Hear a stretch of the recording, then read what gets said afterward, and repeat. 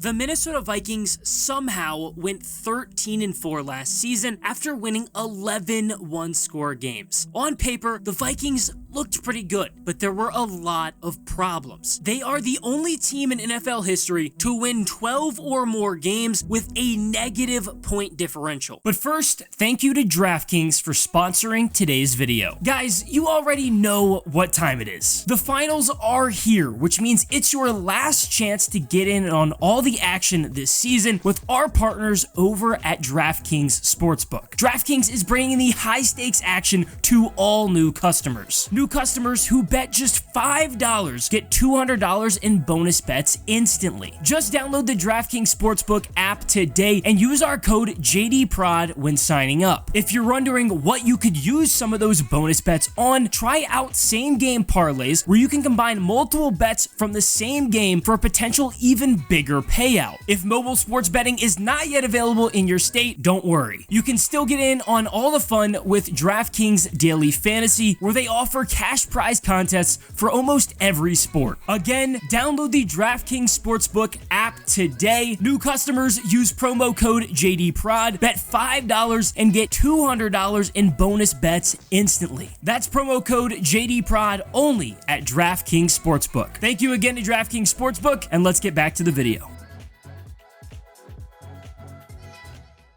Minnesota won, but it wasn't always pretty, and when they got to the playoffs, it all blew up in their face. The Vikings were upset by the Giants in the wild card. It was only the first season under Kevin O'Connell, and Minnesota has a lot of talent on their roster, but under recent success, the Vikings are a bit of a mess. When it comes to the Vikings, and every NFL team, the most important player on the roster is the quarterback. Kirk Cousins is a very good game manager, but that's what he is. He isn't the pure reason why the Vikings win football games. He merely is good enough to win with the talent around him. Cousins was disappointing last season. Minnesota continued to win, but he threw a career-high 14 interceptions, and his completion percentage was the lowest it's been in Minnesota. He is an above-average quarterback that isn't going to bring a team over the hump. The Vikings know that, but there isn't exactly a better option out there. That's why Minnesota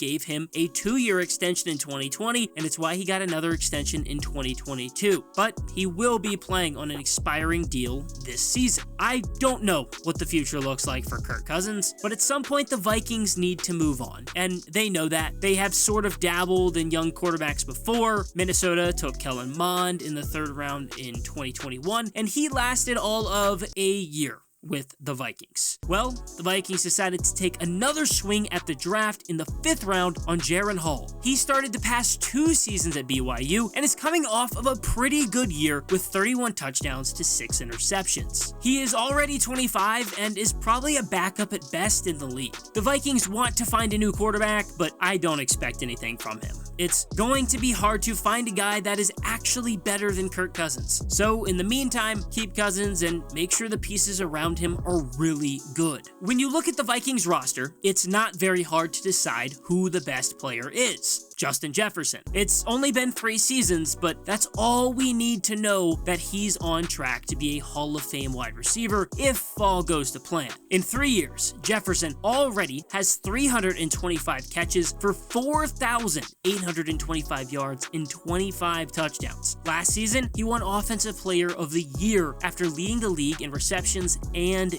yards. Jefferson has been an All-Pro and made the Pro Bowl every season in the pros. He's elite, and there's no denying his talent. He demands attention from defenses, and that's going to help whoever is the number 2 receiver in Minnesota, and that's going to be Jordan Addison. He was considered a top receiver at the draft, and the Vikings took him at 23. Addison spent his last season in college at USC and was good, but he made a name for himself in 2021. He had 1,593 yards and 17 touchdowns off 100 receptions. He ended up winning the Fred Biletnikoff Award as the top wide receiver in the country, and he was the top target for Kenny Pickett at Pitt. Addison will probably jump up to that 2 role after Adam Thielen was released. That'll leave KJ Osborne as the 3, and a lot of targets are going to go to TJ Hawkinson at tight end. Minnesota traded for him during the season in 2022, and he was fantastic.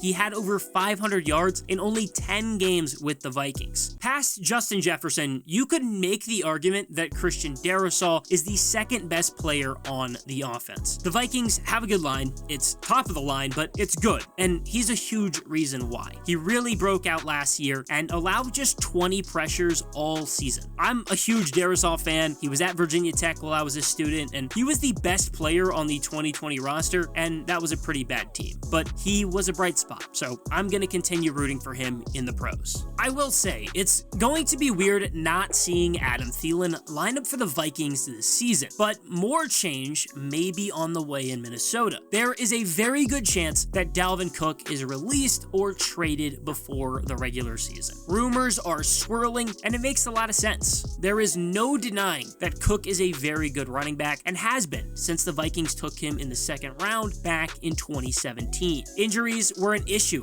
for his first 2 years in the league. He tore his ACL and he dealt with a hamstring injury the following season. But starting in 2019, he's been a huge part of the Vikings offense. Cook has recorded 1,000 yards on the ground in each of the past 4 seasons and has had at least 200 yards receiving each year too. Cook has made the Pro Bowl every year over the span and has become a staple in the Minnesota backfield. But I do think that his time is coming to an end. So he signed a 5-year, $63 million extension back in 2020. Now he has a base salary of $10.4 million in 2023 and is a $14.1 million cap hit. In a league where running back is very replaceable, it makes sense to save the money, especially on a guy that is coming off of a shoulder surgery. The Vikings would be fine at the position without him. Alexander Mattison would surely step in and succeed. In times where he's been on the field due to a Cook injury, Mattison has been good. He's entering his 5th year in the pros after he was a Vikings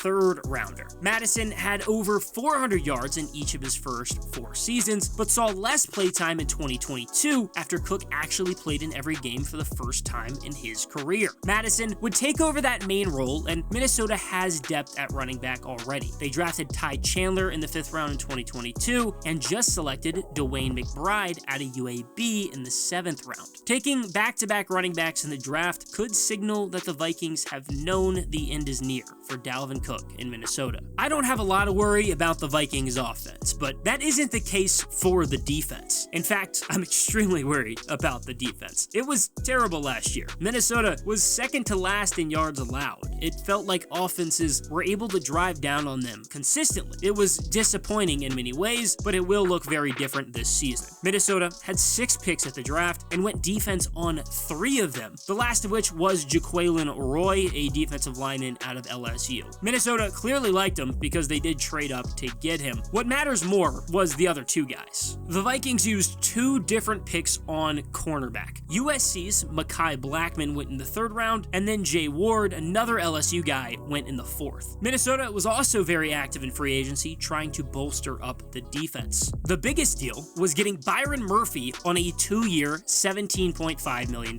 contract. He's young and he was reliable with the Cardinals. They also signed Marcus Davenport, a defensive end. He's been disappointing as a 14th overall pick for the most part, but he did have 9 sacks 2 seasons ago. Minnesota does still have some of those older guys that have been there for a while, like Danielle Hunter and Harrison Smith too. I expect the defense to be better this season, but that isn't saying much. The question is really how much better, and I think it will improve a lot, mainly due to a new defensive coordinator, Brian Flores. He was a good defensive coach in New England and was the Dolphins head coach for a few seasons. He spent last year in Pittsburgh, and now he gets to be a defensive coordinator for the first time, and Flores will have his hands full. The Minnesota Vikings have a lot of problems. The defense is bad, and it's really hard to win when you can't stop other teams from scoring, but it's more than that. On the offensive side of the ball, Kirk Cousins is a game manager. and isn't going to Patrick Mahomes or Josh Allen his team into winning games. He needs Justin Jefferson and everyone else around him to perform well. I think the Vikings are going to be pretty solid. I don't know that they'll win the NFC North again, though. The Lions could be a contender, and maybe Jordan Love is really good. The Vikings may still win the division crown, but it's hard to imagine that they'll be able to play with the big dogs come the postseason. Minnesota is fine, but could easily fall off in 2023, and if they do, I do think Kirk Cousins will be the first player gone.